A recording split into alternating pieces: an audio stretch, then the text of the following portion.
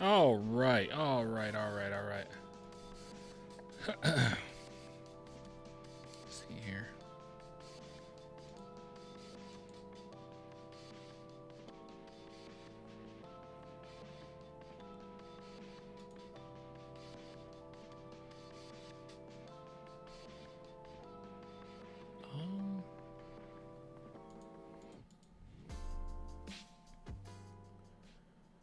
All right. Dude, are we... Is it still delayed? It's still delayed. I swore I fixed it. Oh, it's so frustrating. The delay is not... That's not cool. Hold on.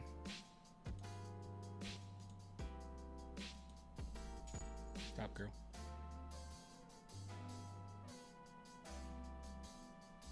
Oh, there's like... Ugh. There's like no color in this. Why is it like this?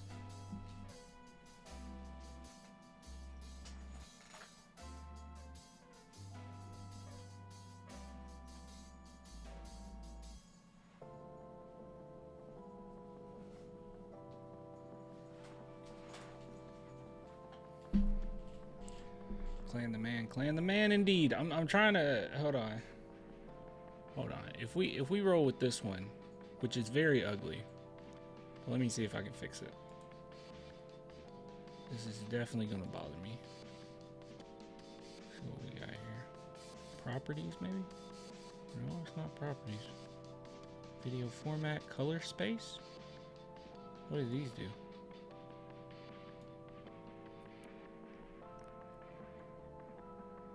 Oh. Okay. What does this one do?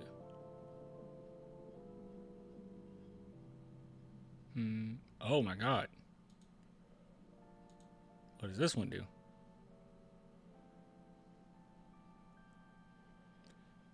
Ugh. What about this one?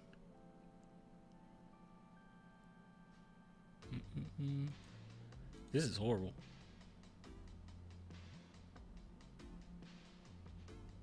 This is legitimately horrible.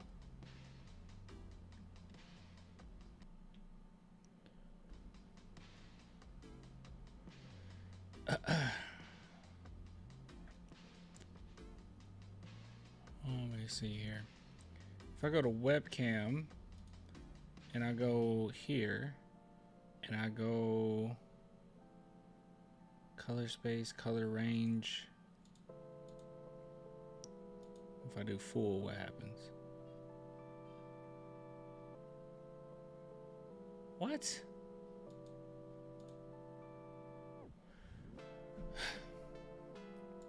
I don't understand why this is an issue. Oh, wait. I think I found it. Wait, no, this ain't it. Blending. Transform.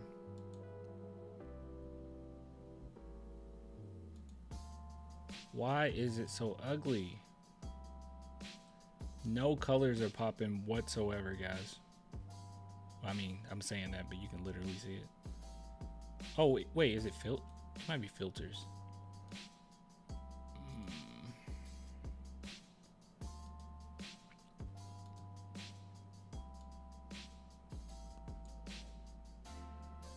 Oh, wait. I think I found it. All right, I'm gonna make it the same as the other one is. Okay, you guys can't see what's going on right here. Oh, the saturation is so low. Wait. Oh, you can see it. Okay, cool. All right, let's do it this way. All right, let's bring the saturation up a little bit. Contrast.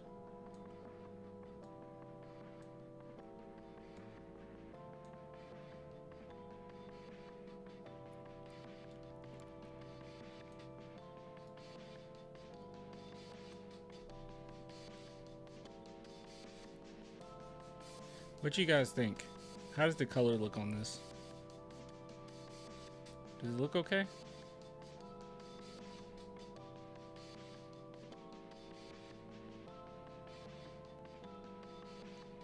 Yes or no?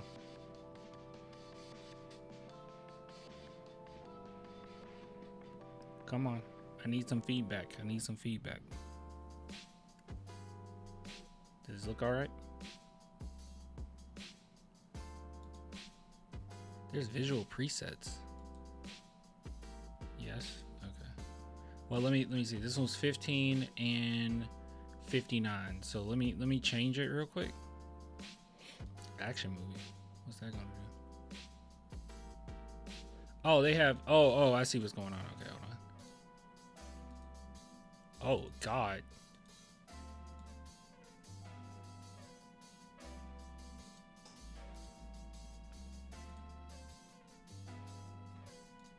That's cool. Okay. I wonder if there's one for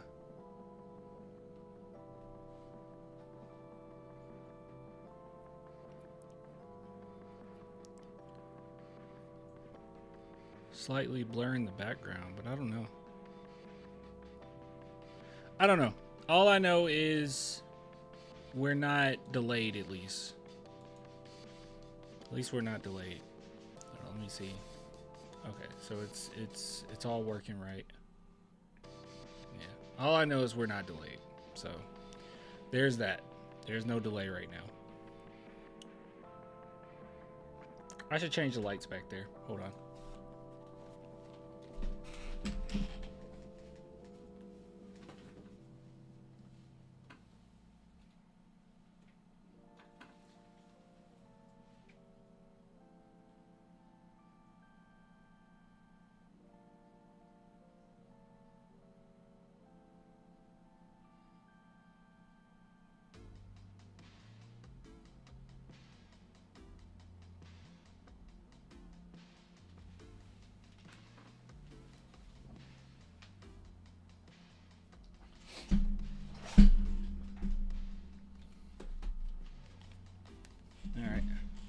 That's better. That's much better. Okay. Well, we're no longer delayed, so I don't think there's a delay. Nope. Nope. Pretty good. Pretty good. Maybe like a half millisecond delay, but that's something I can deal with. I was hoping Sohan would play tomorrow too. Sohan didn't play at all. You're not going to see Sohan. All right, I can tell you that right off the bat. All right, you're not going to see Sohan, so you can give up on that. I don't even know if we'll see Sohan the first game of the regular season.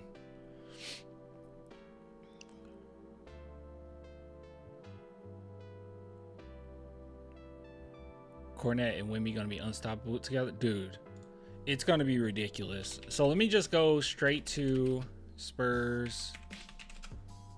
So what we'll do is... well, shoot, we gotta go live tomorrow night anyways, because there's a game tomorrow night. So we'll go over this game. Yeah, we'll go over the game, and then we'll watch Wembanyama interview post game. Is that fair? Are we cool with that? Are we cool with that, chat? Go over the game stats and then jump on over to Wembanyama. I don't think you can disagree with that. I think you think that's a really good idea. So let me take a look at this game, statistics wise, because I'll be transparent. I watched the game. Okay, I watched the game. I enjoyed it. You can see I was tweeting out like during it. I didn't tweet the whole time, but I was watching. I just didn't look at the stats. I didn't care, obviously. But first impressions before like looking at the stats or whatever. I thought this game was very impressive. And I know that right off the bat you'll say, like, what are you talking about? They're going against a Chinese team. Like, obviously they're supposed to destroy them. But I didn't think that it was impressive because they destroyed them. Yeah, that's what you were supposed to do. I thought it was impressive because they didn't cheat the game, man. Like, Wembanyama could have easily just destroyed them all game long. scoring wise, but he didn't. He utilized his levity. He utilized his shooting ability. Like, the fact that they were constantly closing in on him, double teaming him, he made sure to get his other teammates involved the entire time, which I thought was very impressive coming from a young player, where you could have easily went in here, and obviously him coming off the blood clot, right? You want to kind of test things out, right? Use that strength like he did with the scrimmage. In the scrimmage, he went at us.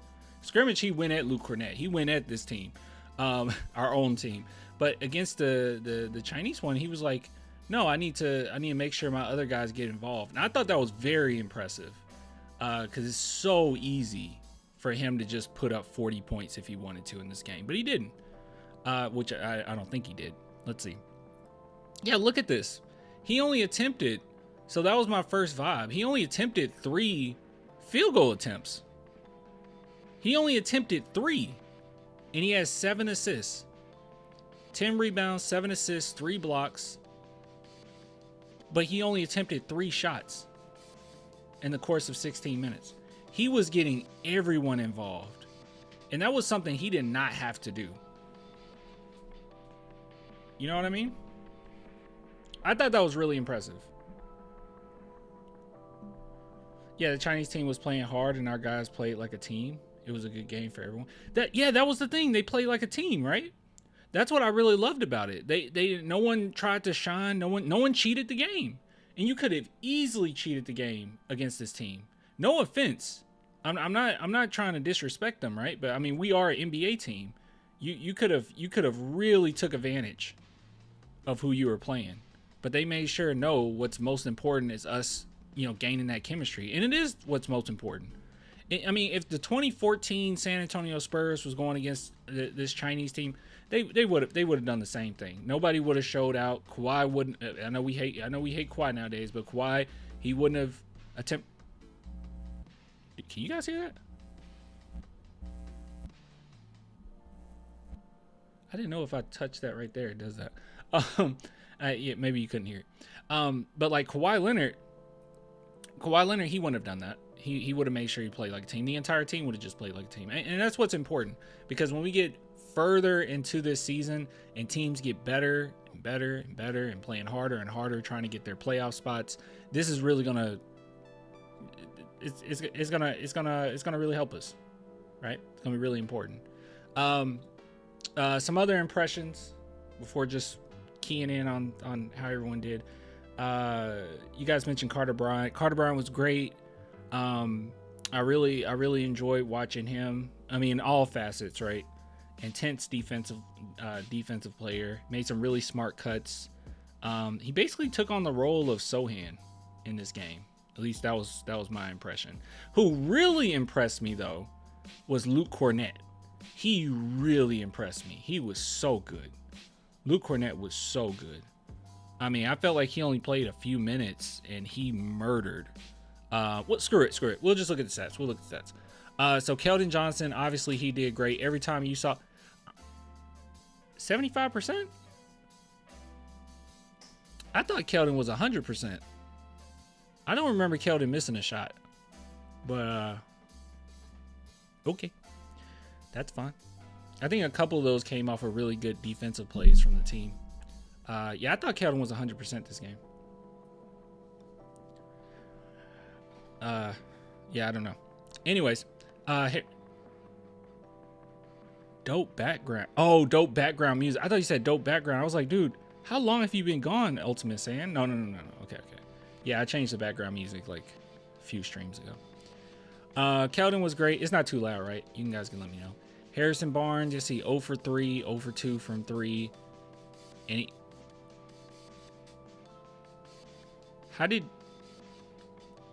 okay, guys, maybe I'm just stupid. How did oh yeah, I am stupid. Okay. I thought this was points. I was like, how the heck did he shoot 2 free throws and get 18 points? He had 2 points. Okay. I was like, what's going on? I am just stupid. Victor Wembanyama, we already talked about him. Julian Champagnie, he is just a bucket. Oh my God. If the Spurs want to go ahead and say, hey, Devin Vassell, you come off the bench. I mean, Devin Vassell, obviously a way better player than Julian Champagnie. But if they wanted to do this just because Champagnie is such a solid just catch and shoot shooter, and Devin Vassell can be someone that creates his own shot off the bench, if they want to do that, I'm fully on board, bro. You kind of forget how good Julian Champagnie is at shooting threes. Like, you just kind of forget. He's a great role player. He definitely outplays his contract when he's out there. And defensively, he did well. Two steals, did his thing. Lindy Waters went 3 for 5 from 3, and that's kind of what you're asking for, right? He's going to be a player that's more so just bring a little bit of depth shooting wise. He's not the best defender in the world or anything like that, but he'll be at the end of the bench. We're not going to see him a lot, but he's a good little weapon to have, you know, in the background. I don't know how much Carter Bryant we'll see, but as I always say, that defense, if Blake Wesley can get as many minutes as, I mean, he didn't get a lot of minutes, but if Blake Wesley can find a spot on this team, you know, here and there, like, I have no doubt in my mind that Carter Bryant will be able to do the same, right? Like, he's a far superior defender than Blake Wesley was. And yeah, he's a better talent overall. I'm still a little worried about the 3-point shooting because he's known for having a pretty decent 3-point shot, or at least that's what we're going to be expecting from him, right? Like, more of a 3-and-D. So hopefully, you know, that can get together, but yeah, I mean, since Summer League, it's been kind of a worry, at least of mine. Let's see, Adam did good. I already mentioned Luke. Oh, well, Luke Cornett, actually, I didn't talk about it too much. He was phenomenal, y'all. Every pass was smart. Every cut was smart. He's just, when I told you guys that I felt like we got the best backup center that you could have possibly got, I meant that, right? Like, this, you don't get better as a backup center than Luke Cornett. He is the reason why. I didn't know where it would come from. I didn't know who the Spurs would get, right? But time and time again, the past few drafts, we've talked about this, and I was like, I don't think we should go after a center in the drafts, right? Like, there was a few where it was like, it would have been worth it if they land to us, a couple, but for the most part, when fans were like, we have to draft a center, I was not on board with that, right? Now, you go back to the Primo days, that's when I wasn't paying attention to college as much as I have, right? And I wasn't used to a rebuild. So at the time, I was like, oh yeah, we got some options, right? Şengün would have been awesome. I still think that would have been awesome. But it's like, hey, we had some options. But now, after that draft, I was fully out on trying to go after a center if his name wasn't Victor Wembanyama, right? And this is why, because you can get these type of guys, you know, outside of the draft, right? And also, you will want a backup center, not one that you have to develop, but one that's already ready, right? Because we have more than enough, no offense to Luke Cornett, but more than enough more important players and stars to develop than to worry about, you know, what are our role players coming off the bench doing, right? And he is the perfect backup center. Perfect backup center. I could see myself and many other fans just making jokes all season long about how he's better than Tim Duncan, right? He just got that vibe that you just joke about it. It's like Matt Bonner. I don't know. He reminds me of Matt Bonner a lot. Not in play style, but just how he is, his vibes. Yeah, like dad humor. We're going to be saying that he's better than Wemby all season long. It's going to be fun. We're all going to be doing that. Oh, David Jones Garcia. I felt, you know, statistics wise, it doesn't look that great, but I felt like he played pretty well, honestly. I didn't think that he played poorly at all. I know he hit that one buzzer beater. That kind of stood out, but overall, I thought he played well. Yeah, 5 assists. Yeah, he did his thing. 2 steals, 2 blocks. Yeah. I felt like he had an overall pretty good game. Nothing really else stands out to me.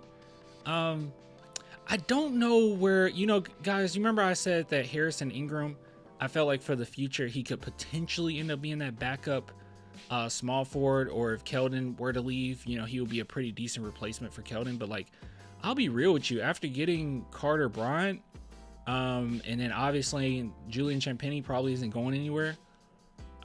I don't know. I'm really curious on where Harrison Ingram can fit on this team in the future if we hold on to him, because I really like him. I think he's a really good guy. I love how he adjusted his play style in college, right, when he went to North Carolina. I mean, he has a background in being a ball handler, so he's capable of that. He has a background of being just kind of a 3-and-D guy, so he has a background in that. And I have no doubt in my mind that he could fit on the team. It's just we got so much talent now till he's going to have to, like, play crazy. He's going to have to play out of his mind to find a spot. But, yeah, I hope we keep Champagnie long-term. It only makes sense for us to do that.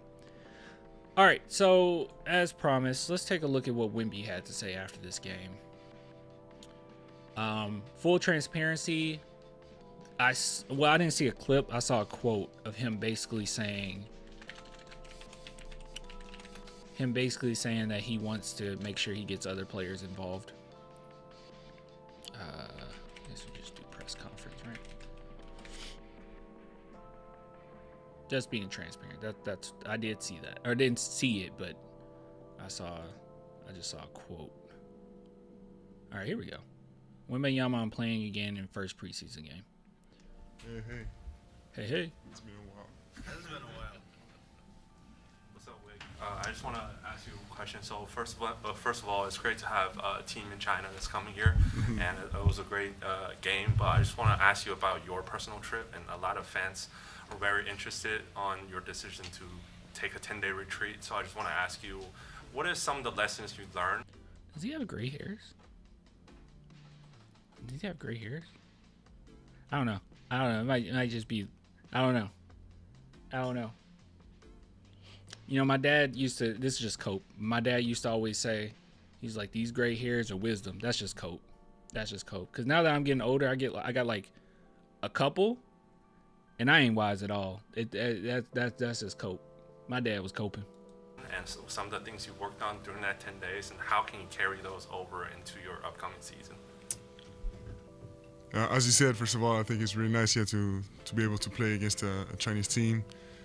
But yeah, I mean, some of the things I learned, it's I couldn't tell you a specific lesson, but there was definitely things about resilience, you know, and lots of meditation, so knowing yourself better, and the physical aspect of my experience there was really interesting too. Oh, it's Ultra Instinct hair. That makes sense. Dun, dun, dun. Wait, that's not how it goes. How does the song go? I would ask the chat, but all you will put in the chat is dun dun dun. That's not going to do me any good. And I know you've got talked about how you're stronger upper body wise, but Okay, I'm sorry. I'm being annoying. Just listen. your base has gotten stronger as well. I mean, do you feel like you got more power, more push on your legs and such as well? I do, and especially feel like I have more control, you know, and in terms of strength and not getting pushed around. A night like tonight, Vic, you know, opening preseason game. Yeah, he said not being pushed around. Bro, I swear, Rockets fans hold on dearly to that one Shingun game. They hold on to it with their lives, man. They would rather talk about that. They would rather see Shingun have a good game versus the Spurs than to win a championship. So pathetic. It is so pathetic. And also, I think Wemby was like in foul trouble that game. So like, they were calling everything. So many guys out. Your first game back in, 7.5 months, not counting the scrimmage. What were you looking to kind of, for lack of a better word, accomplish tonight, and kind of were you happy with what you were able to do out there tonight? One thing that we thought about before the game, you know, was establishing good habits, establishing, a presence as well on the court. Coach Mitch talked about before the game, each of us finding what piece we can bring to the puzzle.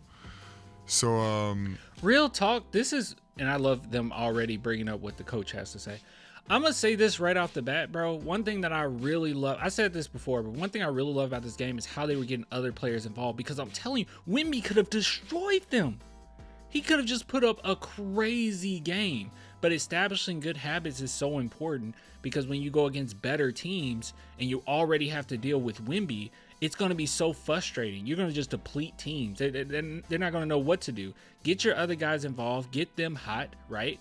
And, you know, if they start to get cold, then we got Wemby. It's just unstoppable. But they're going to have to hone in on the other guys, right? Like, we'll be unstoppable.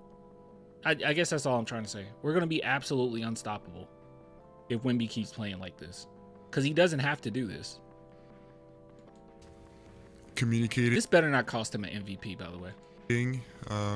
Getting into learning, getting finding habits offensively into our triggers and finding this resilience and this, these habits as well on the defensive side.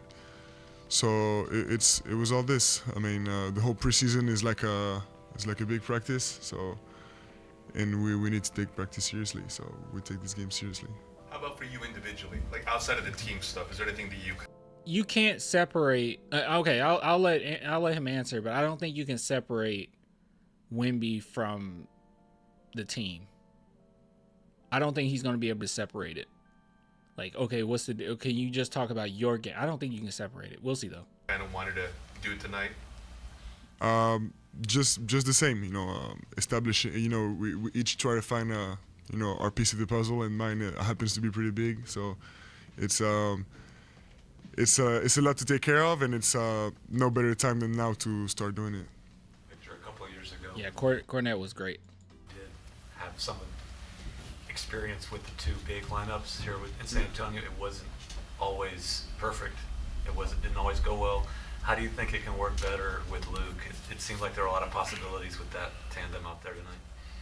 Of course, I mean, with maturity, patience and experience, a lot comes. And I'm sure if I was brought back today, 2 years ago, it would go much better. But Luke is an experienced player. One of the best shot blockers in the league. So it's Best backup center in the league. Also, one thing I want to bring up, which they won't ask him to do this, okay? He's changed his game since. But one thing I do want to bring up is if it came down to it, and the Spurs did want to adjust some things, or even if it's a play that you want to draw up and you just need that one big shot, right? Luke Cornette can shoot. Now, you look at stats and you'll be like, he doesn't shoot threes. But you look at early in his career and you look at his college career, he was a three-point shooter. That's what he was known for. He changed his game in the NBA, which obviously it did great for him, but he can shoot. I don't know why I brought that up. Just to say that it could work them too on the court if, regardless of what roles they're playing. Luke Cornette's versatile. I guess that's what I'm saying. We got a team versus versatile players. super interesting. And so far, and he's a great screener as well. So far, it's felt great, whether it's at practice or in this game, playing alongside him. So I'm excited to spend lots of minutes with him in the court. Yeah, two guys over 7'1" doing pick and rolls is crazy. It is ridiculous. It's tough to deal with. Said about Carter's defensive potential. What are you seeing from him? What do you think his ceiling is? How good can he be defensively? I mean, I would say I don't know because I don't have this many years of experience in the NBA, but he's very impressive. The shots he manages to contest. I knew he jumped high, of course, but I didn't think he would be jumping this high off of not a lot of momentum, if you know what I mean. He doesn't need a lot of momentum to jump high. So yeah, I mean, he can be a huge presence, and I guess his big challenge would be recognizing when and where to channel all this power and this energy, because it's once you're up in the air, you can't move anymore. You're just there. So it's where to channel that energy. He is a monk. It's always the challenge for guys who can jump high like this. You had a couple moments tonight where you probably had a three-pointer you could have taken. Mm-hmm. You would pump out of it, drive, and then I think both times dish to Julian for the three. Is that something you're being a little more conscious of this year? Yeah, with three-pointers or any other kind of shot, really. One thing I've learned, and one thing we're learning as a team, is that there are some shots. Of course, I probably turned out a shot I could make with my eyes closed, but that was to get That's one of what my I saw. teammates a shot he could make in his sleep. You know what I mean? So, like, it's not because you can make a shot that you have to take it, and we have to find, especially when there's time in the clock, we have to find the best option possible. And these shots. Replay that, bro. You already know. You already know, man. You already know, bro. Are we in 2014? What is this? History just repeats itself. This is what happens when you do it the right way. When you stay true to the formula, when the top dogs from the front office all the way down to the janitor understands the vision. This is what you get. Consistent messaging since the 90s. Consistent messaging. It's not because you can make a shot that you have to take it, and we have to find, especially when there's time in the clock, we have to find the best option possible. And these shots, it can be as bad as a contested fadeaway. I can take a contested fadeaway at 21 seconds on the clock or 2 seconds. It doesn't make a difference. So we have 24 seconds, to find the best solution offensively, and this is what we're trying to do because this is what great teams do. This is what great teams do. It is so true. I think even Keldon will have a better role this year. Well, when you have a team full of like competent defenders, right? I think Keldon can definitely find a niche. I'm hoping that which he's been working on it. I'm hoping that his 3-point shooting is really good. Oh my God, Caps! Now we need to trade Sohan. Why do you do this every time? A little more the two-man game than Mike or you and Luke Cornett. You were doing on a handful of occasions handling the ball in the pick and roll with him. Is that something that you've become more comfortable with, and how do you balance sort of your creativity with more of the team identity, your identity? So are you talking about pick and roll? Pick and roll, like as a ball handler, especially with another big like Luke. I mean, I think what allows us to do that, other than the individual capacity, it's I don't know if I have the answer for this. Shooters? We have a lot of shooters.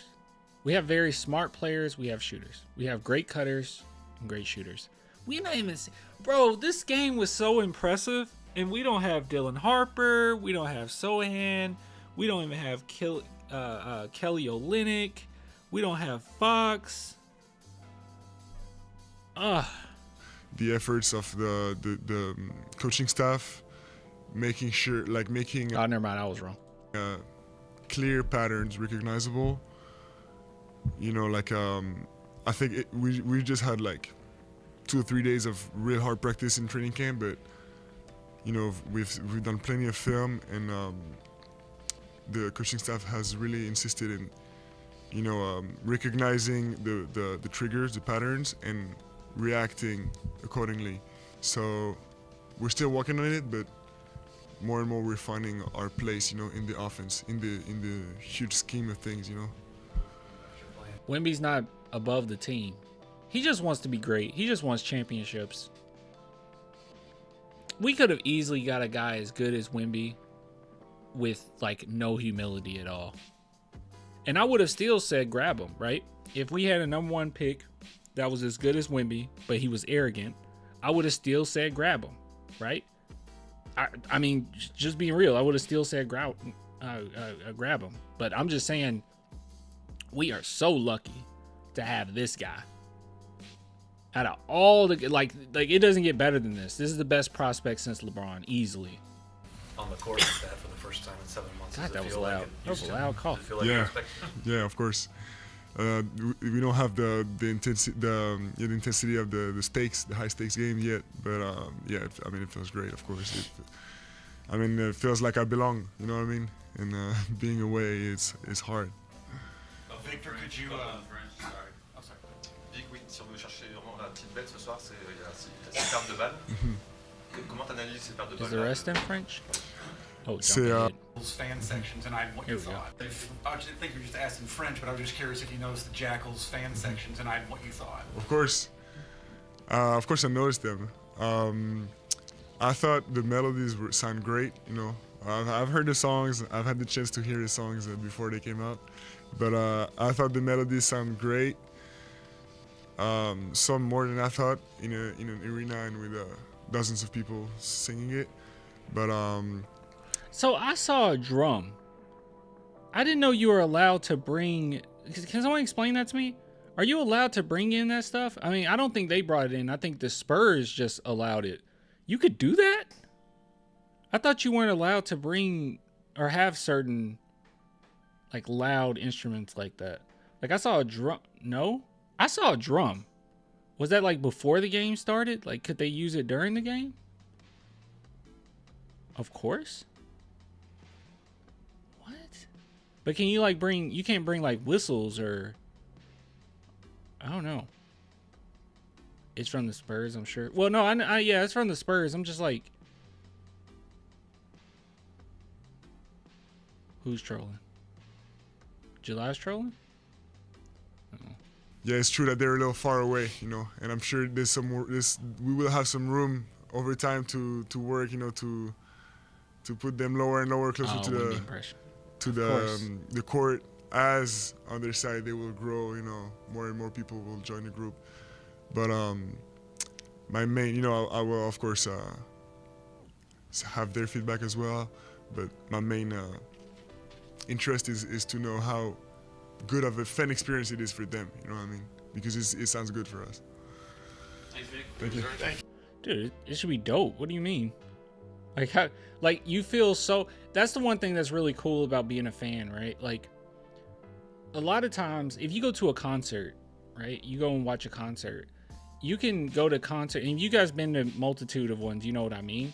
You can go to concerts where you just feel like you're just part of the crowd, right? Like you paid your money to see this person, and it's more so an ego trip for them, and you're just there, just you spent your money to see this famous person. That's basically it. And then there's those concerts where you feel like the concert wouldn't exist without you being there, you know? And I think it's really cool how pro fan, not just Wemby is, but the entire roster. Everyone is very pro fan. You know, you see Sohan out, you just randomly just saying, "Hey, I want to." Didn't he reach out to like an ice cream shop or something? He reached out to the Spurs and said, "Hey, I want to do a meet and greet at like this random ice cream shop." And like you have Wemby doing these random events and like, yeah, I want to do this and do that. And I just really love that, man. And Keldon too. You know, you guys know I rip on Keldon, but that's purely on the court. He is definitely San Antonio, like off the court. I mean, on the court he's San Antonio too. He's not a selfish player, but you guys know what I'm saying. I don't know. And you see guys like Wemby doing that, and the leaders of the team doing it, and it's gonna inspire other players as well to be a part of it. But yeah, love their fans. Genuinely love their fans. Like genuinely love them. Like I feel a part of the. I never not felt it. Well, no, I'm gonna take that back.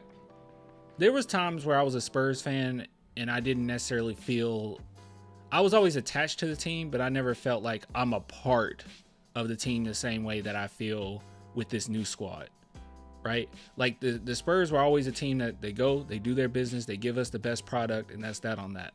But nowadays it feels like no, they want you to be fully involved. And maybe it's the mixture of social media as well, how often Wemby doesn't interact that well, but like Sohan interacts, Devin Vassell interacts somewhat.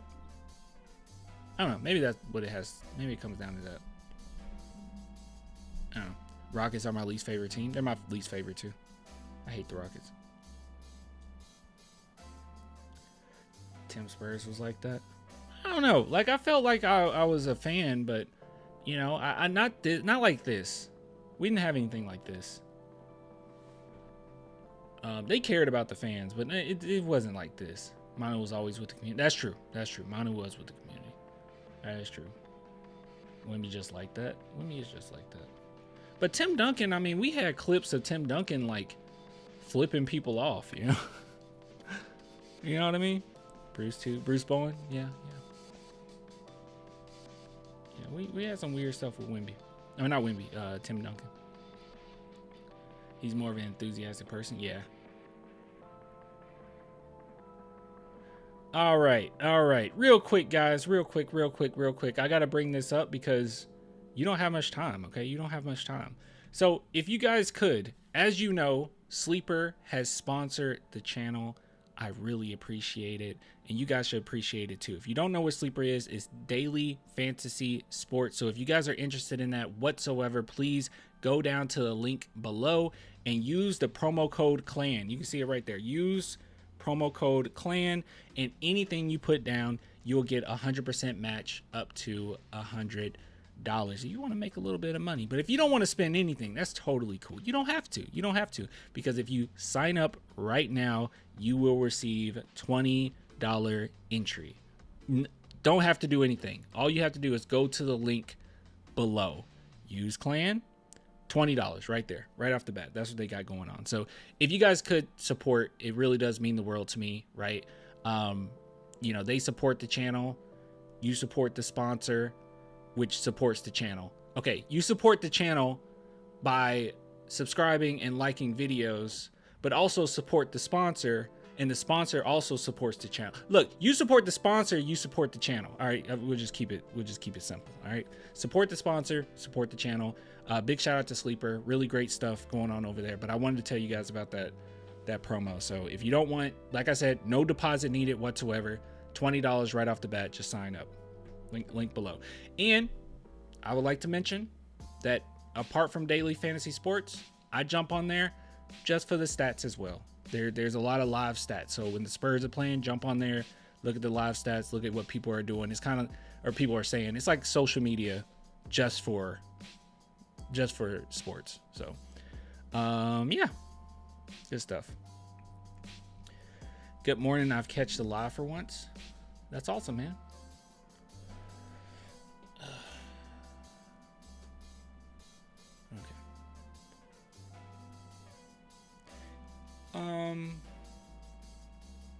All right, we got more. What else we want to look at? You guys said look at Carter Bryant. Chat told me earlier to look at Carter Bryant, so I'm going to look at Carter Bryant. How you doing? All right, so now we're looking at Carter Bryant. That's Carter Bryant. I guess that's it. That's all I have to say. Good run for you guys. Get what you looking for tonight. Yeah, definitely a lot of stuff to build off of. It's game one of the preseason. You're not going to expect to be in the best shape, best form defensively or offensively off the rip. So I think for us, it's nice to get a gauge of where we are, not playing against each other. you know, it gets a little chippy when you're playing against each other every day, just in terms of competing at a high level. So I think for us, it was nice to get on the floor with other guys and just how. I thought that it was I was like, they are going at each other. Like when Wemby went into Luke Cornett, that was crazy, by the way. That was actually insane. Some people try to downplay it, like, what's the big deal?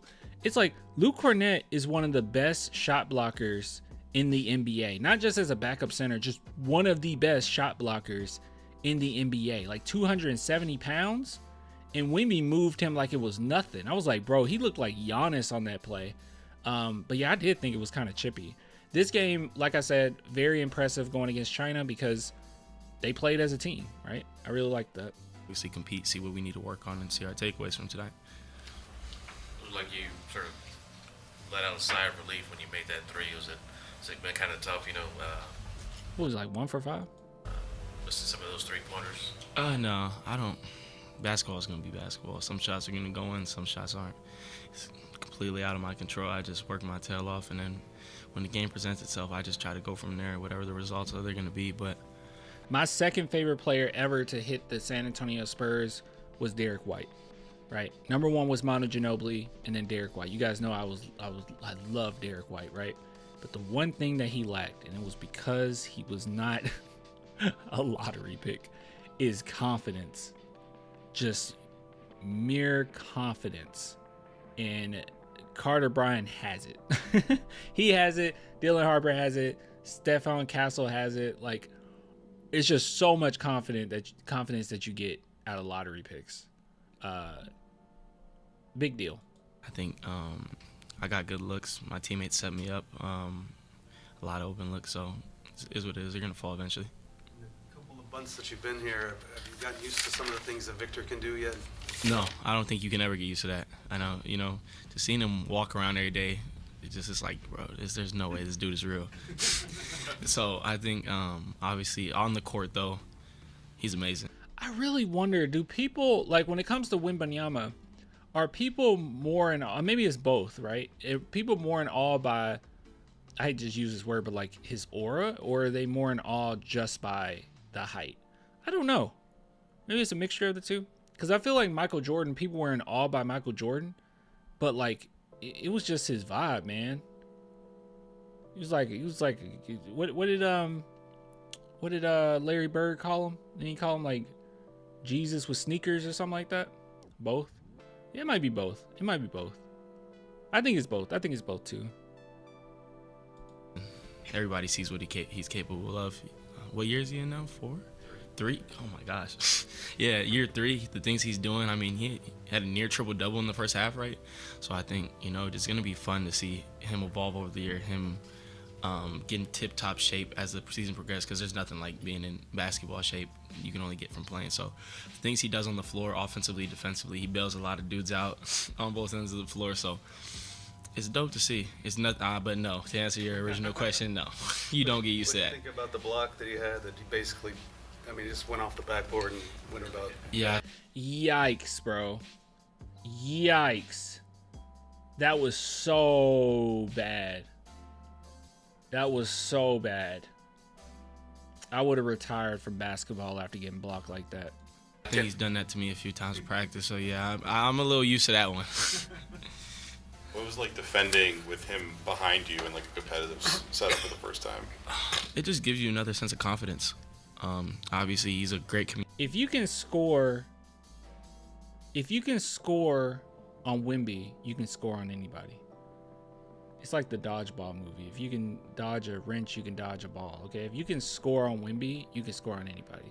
Wemby's gonna have everybody ready. Communicator, elite rim protector. Especially Dylan Harper. Dylan Harper's gonna be really good by practicing with Wemby all the time.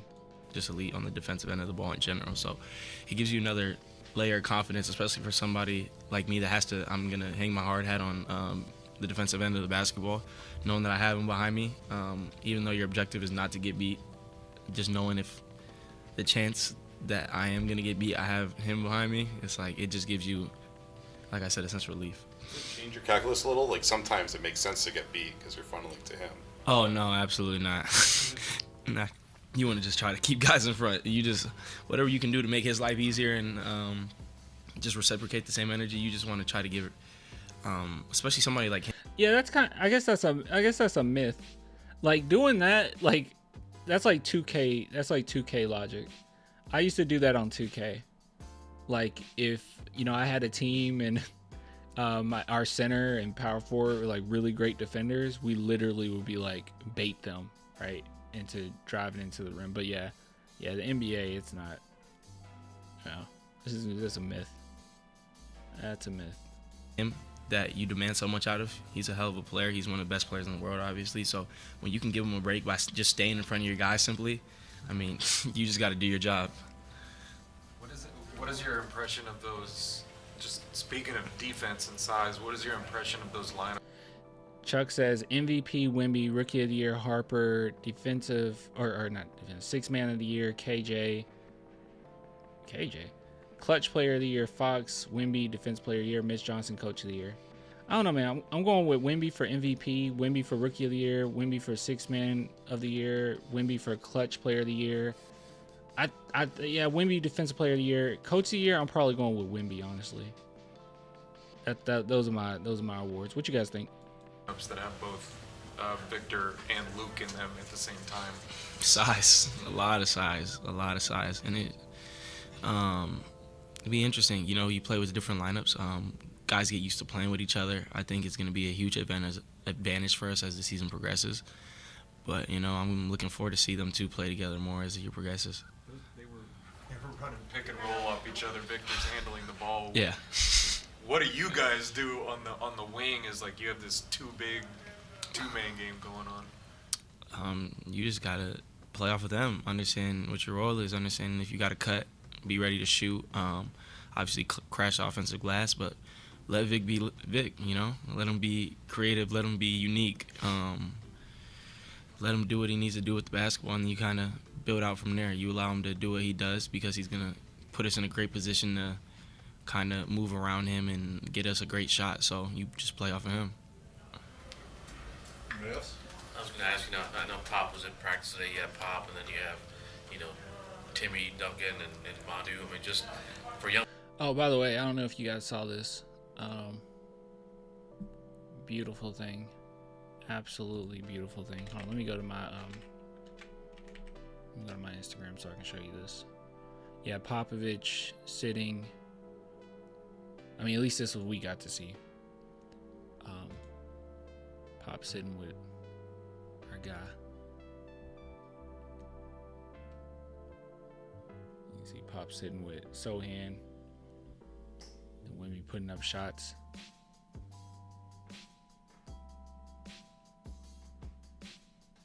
You just love to see it, bro. You just love to see it. Pop looks awful. Well, his mind's still there. His mind is still there. But yeah, it looks. I mean, he had a stroke. I mean, I don't know. But yeah, he's getting better. Like the fact that he's here at all is a big deal, right? Yeah, and I'm sure that pop humor is still. Well, obviously that pop humor is still there. We know that pop humor is still there. He's all right. He's gonna do all right. It's very emotional, yeah, for sure. A player like you, do you just kind of try to be a sponge off of those guys, or? I mean, today after practice, Coach Pop was there, and I think I sat with him for like 15, 20, maybe even 25 minutes, just kind of bombarding him with questions. I was just sitting there. It's dope. It was my childhood. I got to see him win a lot. So I think for me, just being able to see him, like have him in my presence and be in his presence and understand like I can go walk and sit down next to him and he knows who I am and he's going to try to do everything in his power to give me knowledge when I ask. And even when I don't ask, he's come up to me and I'm like, this is insane. Like, this is ridiculous. I remember I was working out one time and he, like in the middle of the workout, like Tim was with him, like he walked on the court, was like, I want you to focus on these things. Like if you do this, you're going to be good. So Pop, man. He said it made you cry, bro. Man. No, there's only two moments in Spurs history that genuinely made me cry.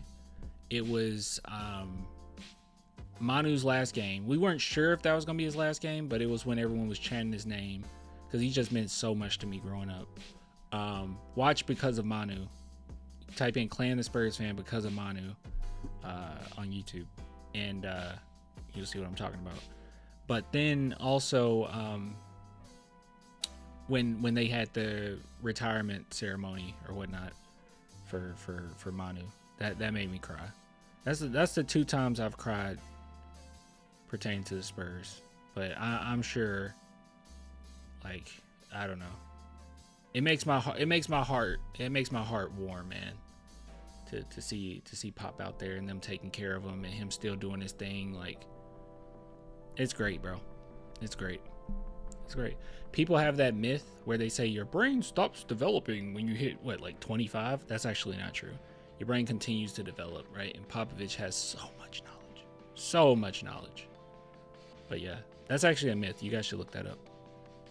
Just having him in my utility belt, in a sense, like, I can't think of the right way to explain it, but it's a beautiful thing. I'm so grateful. I'm so grateful to have a powerful basketball mind like him. Was there something that he wouldn't know who you were the first time he walked up to you? Oh, I was expecting to him not to have any idea who I was. I mean, I'm probably at the absolute bottom of his totem pole of people, so I wasn't gonna take it personally at all. Did he call you by name? Yeah, he did. First and last. And the thought in your head when he said Carter Bryant? I was like, this is not real right now. This is not real. Okay, thanks, Carter. They're not gonna ask him about the song when he sung "Let Me Love You." That was nice. He gonna help them? Yeah. Clan the Brain fan. What? I always cry when I see that picture of Teenage Mutant Ninja Turtles walking old Master Splinter. Oh, where they like made it where it was like Tim Duncan, Manu, Tony, and then Pop or whatever. I know what you're talking about. Clan, do you watch WWE? No. I used to. It just became so like PG, man. Like, I don't know. Some things you can get rid of, like old school WWE. Like, yeah, it was quite a bit of misogyny. Like, you can probably get rid of some of that, but like, I don't know, man. It's gotten so like G-rated to the point where I don't enjoy it at all. Like, yeah, it's been a while since I watched WWE. I heard AEW is crazy though. I need to watch that. Hulk Hogan rates. Oh yeah, he's very racist. Hulk Hogan? Yeah. Yeah, are you kidding me? Yeah. I cry every day. Sohan is on the team. Dang, Caps. Dang. We're gonna leave that segment off with that, unfortunately. Yeah, we're gonna leave it off. We're gonna leave it off on that. Rest in peace, but yeah. Bro, what's crazy is anyone saying Hulk Hogan isn't racist. Like, I have no idea. Like if he can't be classified as racist, you just don't think racism exists. Like, I don't know, dude. I don't know. If you can say with a straight face Hulk Hogan isn't racist, then I don't. Yeah, you just don't believe in anyone being racist, which is pretty racist, funny enough. We also have a Mitch Johnson. Should we do the Mitch Johnson one? It's only 4 minutes. You guys didn't tell me to.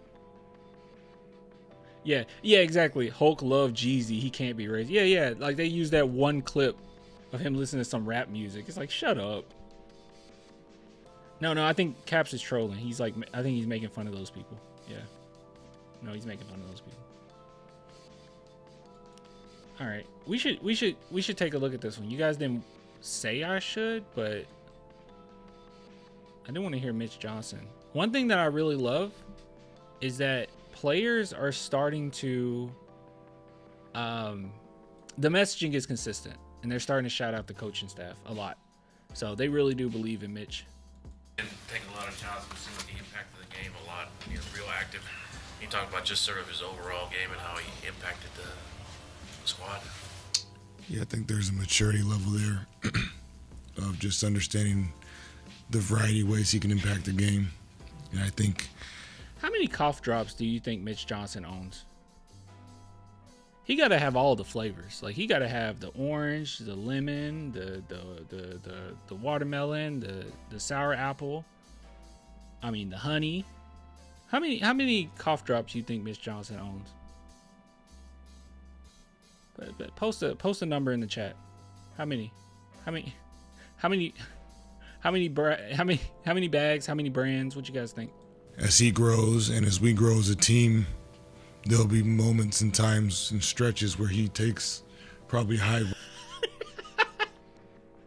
Hold on, no. Shut up. Yo, shut up. Clutch Corey, shut up, bro. Oh my God. Bro. Ain't no way. Hold on. Ain't no way. You guys are so stupid. Here we go. Volume of shots in a short amount of time, and we'll probably need him to do that throughout the season. And I think the more he gets his teammates involved, we'll get them going and then help him in the big picture. Have you ever been around a taller pick and roll than Wembanyama and Cornette? No. Is that, I don't mean this to sound like fanatical or hyperbolic or anything, but is there any role that Victor, that you guys have found can't do, like can't fulfill, or has shown maybe that that's not going to be a strong area of Where's the trigger? Where is she? Yeah. I think there's a creativity and level of potential for him to do Okay, you guys everything. With that being said, we still want him to have an identity of how he wants to play, because when you play with 4 other teammates, there still has to be a level of connectivity too. So it's sometimes that can be a good thing, and then sometimes I think making sure we have a level of consistency as a team. But yes, obviously his skill set and very unique anatomy allow us to be very creative, and he can do things a lot others can't. When Cornette was signed and you started envisioning the ways that you could use him, what percentage of it was having his presence when Victor's off the floor? Yeah, he's Mitch Wayne. And what percentage of it was things that those two guys can do together? I think there was always a level of playing Victor with another bigger person without getting too down the rabbit hole. Last year, we just didn't have that as an option a lot of times. So Luke, we thought, would be a good option for that. And then part of that is just we now finally have that at our disposal a little bit, because we are a little deeper at that position now, hopefully with Kelly as well, and then Biz. And so I think it's something that probably out of all the things that we were just talking about of being creative with and deploying regarding all things Victor, that's one that we probably have not as much. And so I think that's something that we feel like there can be a potential there for sure on both sides of the ball. Said, how does Wemby sleep? Is it a special chamber or a gigantic bed?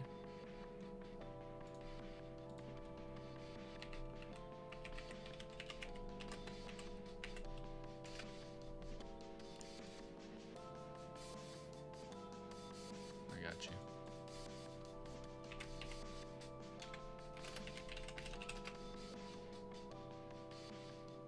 This is what I imagine he's sleeping.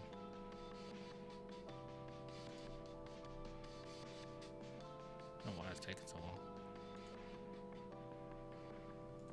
I can't be immature with my jokes when it takes this long. Here we go. I think that's how Wemby sleeps. Unironically, I think this is how he sleeps. I'm not even lying. I'm pretty sure this is how he sleeps. Yeah. What do you like about Lindy? Like a guy like that, you can plug in a little bit here and there. Hard nose, no nonsense. Who? A guy like that, you can plug. Sides of the ball. What do you like about Lindy? Oh, Lindy Waters. Okay.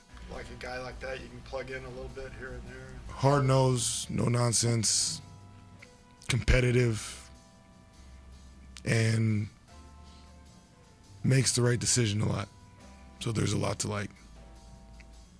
I think a lot of the time, he drove it. I need to see. This is not important at all. Okay, this is not important at all. And obviously, like, you take some of the best coaches in the NBA, like, you don't see it. But just for old time's sake, you know, I just want to feel some nostalgia. I want to see Mitch Johnson go off on somebody, and I don't know. And I want it to be irrational. I want it to be irrational. I want him to take them out of the game for like 30 seconds and then just put them back in, just to make a point, like waste a timeout and do that, just for nostalgic purposes. I just need it. I need it. I need somebody to get yelled at. I need Wemby to get yelled at. I want Wemby to get yelled at. Yeah, I want to see Wemby get yelled at. Kick like 30 times tonight. That's a lot for a guy his size. He was getting off of it earlier. You know, a lot of guys, when they're kind of in their third year, they try to get really deep, get the whole crowd to collapse, and they get off of it. What are you seeing about just his kind of maturity? Yeah, just to send a message, right? For making quicker and earlier reads and making kind of safer and smarter plays. I think there's a... Is he a sniper? You're talking about Lindy? What's he do good? He's a shooter, yeah. That's what he is. He just brings depth. He's just an outside shooter. He's not like a great defender or anything, or good. He's not really a good defender. I would say maybe average, but yeah, he just brings more depth to your team. He's just a shooter. A level also of... Smart player, though.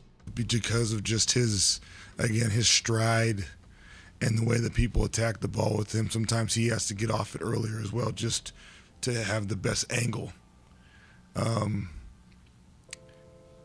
think he was excited tonight. I wouldn't say safer, but I think fundamentally fundamentally sound is something that he will continue to have to anchor to. His creativity and his level of difficulty in times is second to none, and their wow moments and their highlights. And then there's also times where, he had one where he shot faked, he took one or two dribbles, and he just turned and made a two-hand chest pass right to someone that everyone in this room could make, and he hit the guy strike right on target, and the guy made the three. That at his size is a wow moment, and I think that's something that we have to continue to remind him and show him, and he'll have to anchor to at times, because there is so many weapons at his disposal sometimes that just that fundamentally sound, solid play. I might be looking completely too into this, okay? And I'm the first to admit that I do that sometimes. I like the wording of just saying guys, just saying pass to the guy that can make this shot and pass to this guy. And I like just the overarching theme of we're a team. Not to say individuality doesn't matter, right? But the fact that he's like, you pass to the open guy. That's all that matters. In other words, it doesn't matter who you passed it to. You passed it to an open teammate. I like that. I don't know. Man, I might be looking too into that. I'll listen to it one more time. Is a wow. And the guy made the three.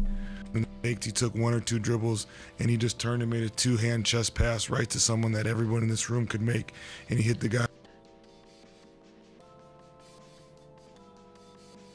I like that. I like his intensity when he speaks too. His matter-of-factness. I don't know. Mitch Johnson's a competitor, bro. There's something about him. I don't know. I like this guy. I strike right on target, and the guy made the three.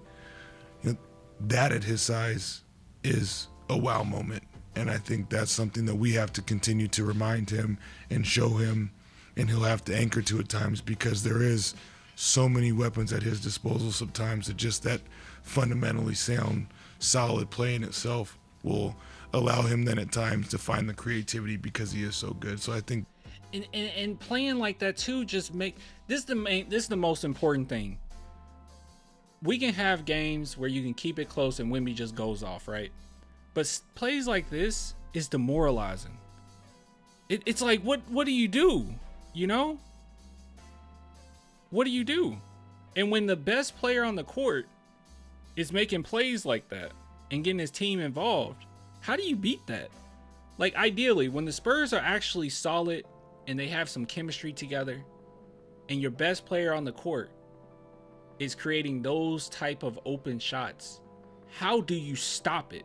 Because even a contested shot on Wemby is an open shot. Like, what do you do? How do you stop them? And that's the most important thing. It's just going to demoralize you. And with our level of defense, we could easily get a crazy lead within minutes from stuff like that. Within minutes. I like Mitch too. He seems cerebral like Pop. Yeah, I really do like Mitch Johnson a lot. The more I listen to him, the more, I love him. I think that was it. It's 2 seconds left. That's part of the maturity level. Yeah, there you go. Woo. I really love it. Our defense should be top 10 lock. Somebody said I'd say top 5. I saw somebody say like our defense should be top 15. Top 15? Yeah, I'm going with top 5 to 10. I'm putting my money on 5. 15's crazy. 15's crazy, y'all. If he can make 75% as good as Jokic, he's unstoppable. Wemby might end up being like the second best passing big man in the NBA. Like Jokic, Wemby, maybe Sabonis at 3. Yeah, Wemby might legit end up being like the second best passing big man in the NBA. It's just unnecessary, man, because he can get basically any shot. Oh man, and he's learned it early. He's learned it early, and it's because the type of guy that he is because the guys that came before him, right? So I can't get on to certain guys too much, right? Like I was going to mention like Michael Jordan, you know, he learned that with, I mean, Michael Jordan was always just phenomenal, right? But once he got with Phil Jackson, it became even more so a team game. Kobe Bryant, the same thing. But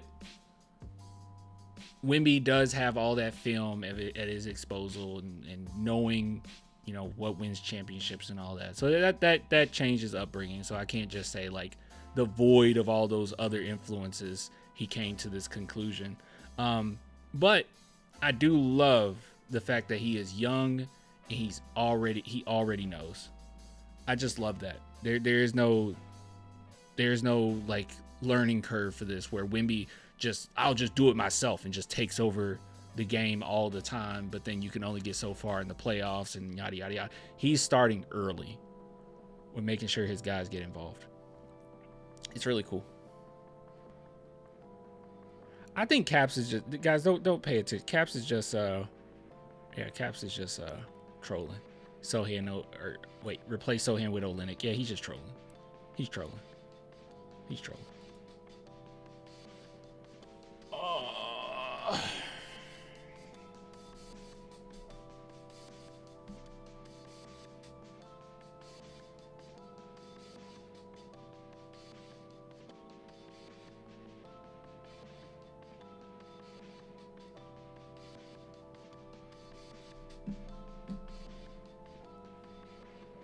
He's being honest. Nah, you're just playing.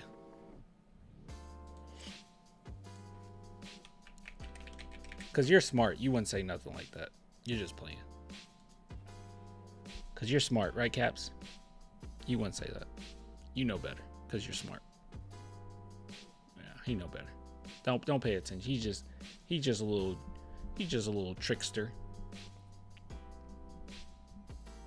He's just joshing.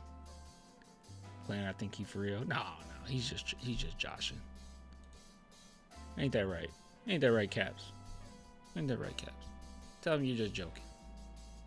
Solian's a great towel waiver. Like I said, he's better for team morale on the bench. He's just joking. He's just kidding. He's such a jokester. You should be a comedian. You're so funny. You are so funny.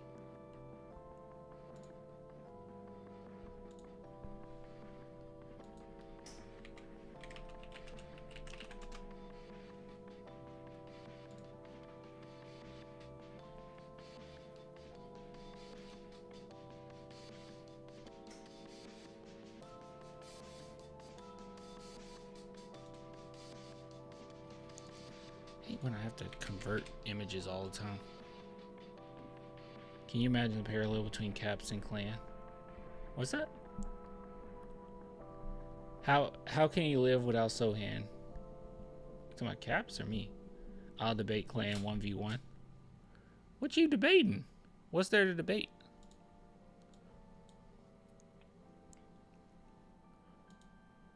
You want me to just like bring up a bunch of Sohan stats?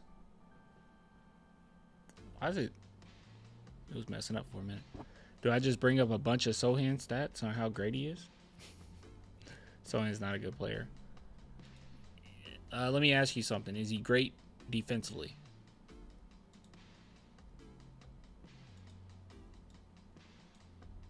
That's my one question. Don't add anything to it. Is he great defensively?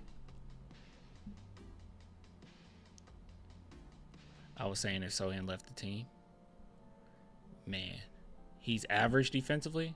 Yeah, we got nothing to talk about, bro.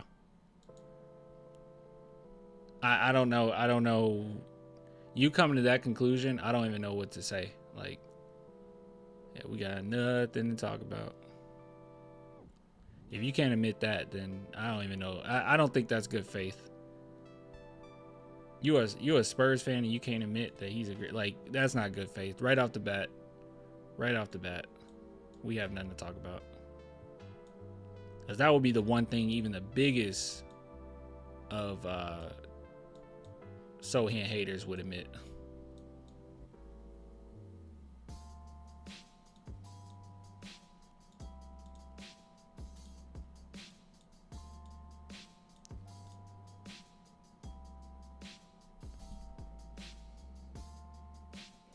What's that? Saw that you watch one battle after another. Man, bro, that movie was so good. Man, that movie was good. You guys should all go see it. It was so good. And I went into it blind. I had no idea what it was about. And I was pleasantly surprised by like the first scene. I was like, that's what this is about? I was like, that's what it's about? It's so cool. They took like revolutionaries of the 60s and basically told a story of what it would be like. You know, it's pretty crazy stuff that happens. But what would it be like if you put those revolutionaries that were in the 60s into modern day? Man, really cool stuff. Really great message. And one thing I really liked about it is even though it was talking about very heavy stuff like ICE and you know, just ripping families apart and white supremacy and all these really heavy topics. One thing I really loved about it, it was never once nihilistic, like not once. It was optimistic basically the entire movie, right? Like it made you feel hopeful. It didn't make you like hate society necessarily. You know, the main theme of the movie is just belonging, right? But I mean, apart from that, like a great message, expertly done. Paul Thomas Anderson, oh my God. I mean, he already has like 4 great movies under his belt, and now he has this one. It's like, what is going on with you, man? You one of the greatest ever. But everything about it, man, I had no gripes. I was hooked the whole time. It's 3 hours long, but like for a big hour, it just felt like one long action set piece, right? It just flows, man. That movie just flows. Man.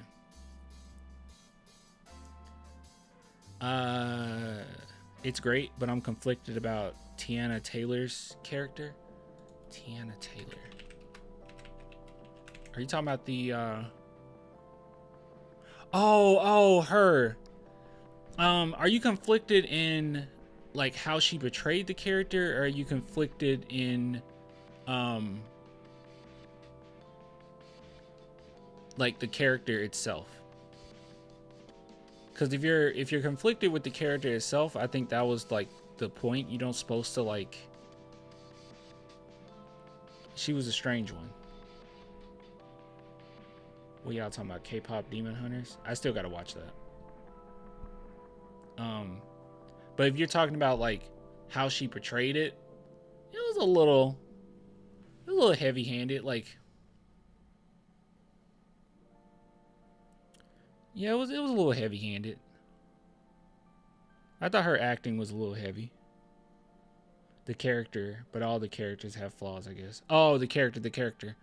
All the characters have flaws, but you don't supposed to like her, right?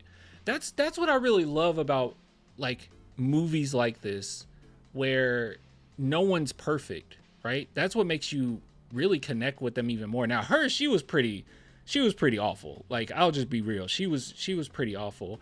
But then again, you got to think about her lineage, right? She comes from a family where basically they forced that to be her purpose. And like her trying to find freedom within that framework of this is what you're meant to do and this is what you're meant to be. Like part of her, obviously she wants to help people, but then at the same time, it's this own like searching for, you know, her own autonomy almost, you know? That's how I portrayed her. You know, she's been part of this since she was a child, right? And you know, she's doing it, she's great at it, but at the same time, you know, certain choices she makes, it's like she wanted to be away from it, you know? It's like she wanted to be away from it. But I think the whole theme of the movie was belonging, finding where you belong. Even the worst of the worst. That's one thing I love about Paul Thomas Anderson movies. Even the worst people imaginable, like the white supremacists, the worst people you can imagine, he still managed to give them a little bit of personality and a little bit of nuance where you still hate them, but you're entertained by it, and there is something to like about them. Not redeeming qualities necessarily, but like they're fun, you know? She chose to live free from all responsibilities, even free from her family. That's why she was a rebel. Yeah. Seemed like she has some major regrets, though. She has some major regrets. This was your first Paul Thomas Anderson movie? Oh, man. You have to see Boogie Nights. You got to see Boogie Nights. And you have to see Boogie Nights is very disturbing after a while. But I think the best movie he's had is There Will Be Blood. That movie's top tier. There Will Be Blood is top tier. This is a top tier film. It's more of a slow burn. It's great though. You should watch it. Sean Penn will probably win an Oscar. Yeah, he's gonna win an Oscar. This movie should win an Oscar, honestly. It was really good. It reminded me of No Country for Old Men and Hell of High Water. Yeah, just it's really great. They're on my watch list. Okay. Heck yeah. Yeah, that dude just keeps making bangers, man. And I'm also convinced that Leonardo DiCaprio is the greatest actor ever. He's at least one of them, but yeah, he's the greatest actor ever, man.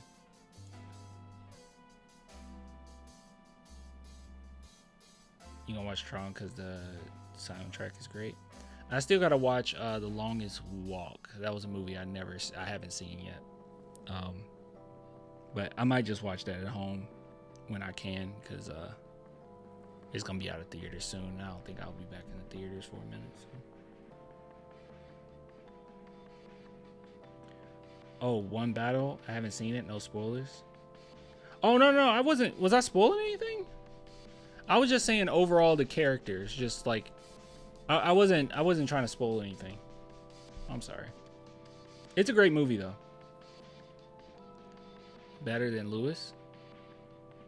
Daniel Day-Lewis. Is Leonardo DiCaprio better than Daniel Day-Lewis? It's like this, bro. It's like this. Leonardo DiCaprio, there's no one better than him.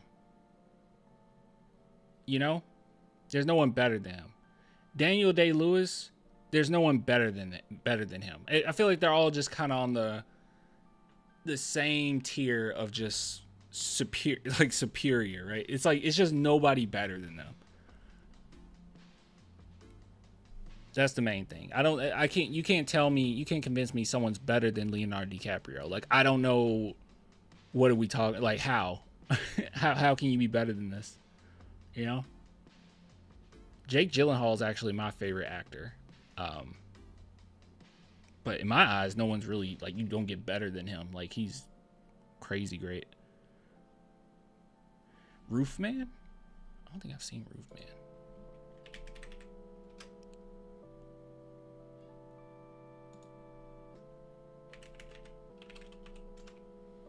Is it Roofman? 2025. Did this just come out? Is this a comedy? Is this a comedy?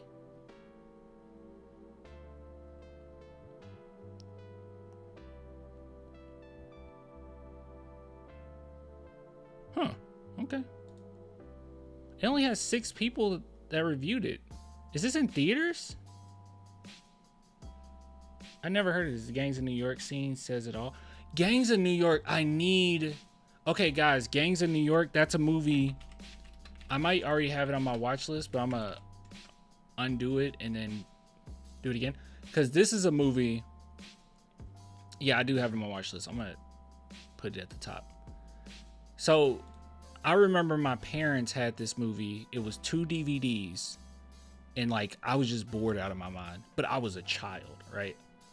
So this is a movie I just have not seen. Yeah, this is a movie I just have not seen. So I remember nudity. I remember that. I was a kid. How old was I? I might have been like 9 when I saw this movie. 8.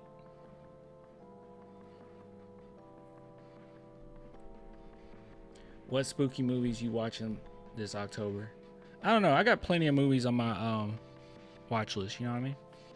We'll figure it out. All right, I'm hopping off. Liam Neeson in it too. Great cat. Liam Neeson's in it.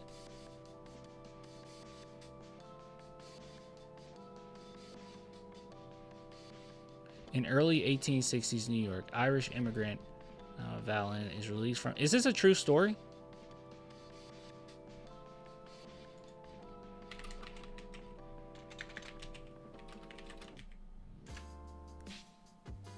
It's not based on a single true story, but it's a historical fiction film. Oh, okay. Loosely inspired by actual events, characters, and real neighborhood of 5 points. Gotcha. Movie's a banger, though? Yeah, like I said, my parents had this movie, and I remember it being so long that it was on 2 discs.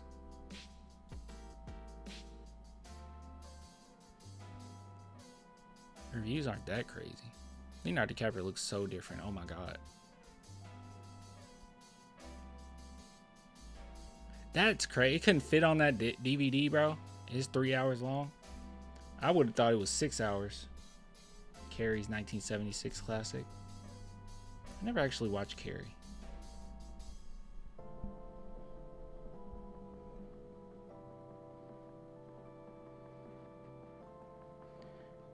Banger Bro? Banger Bro? What? It's a movie called Banger Bro? Oh wait, I'm stupid. You're saying this is a banger. Are you saying Gangs of New York is a banger?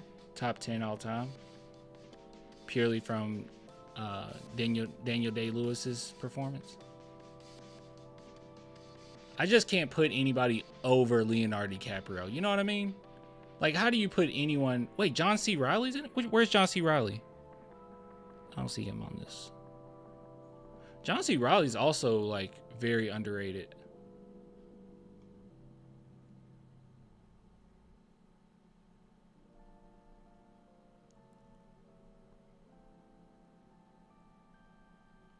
Yeah, my bad. What's up, Spurs fam? Hope I didn't miss much. Gotta rewind. Yeah.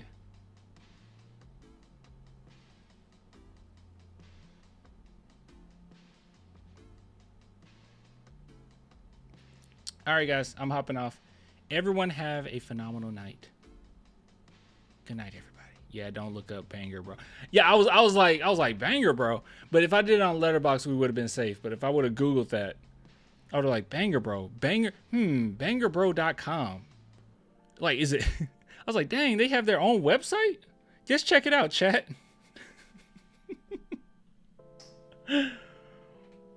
Oh, is the movie rated R? Whoa! It's called Bang. Hey, don't be outing your fellow brothers, all right? Now everybody gonna be like, oh yeah, I know that. Don't you guys do them like that? All right, guys. Peace. Good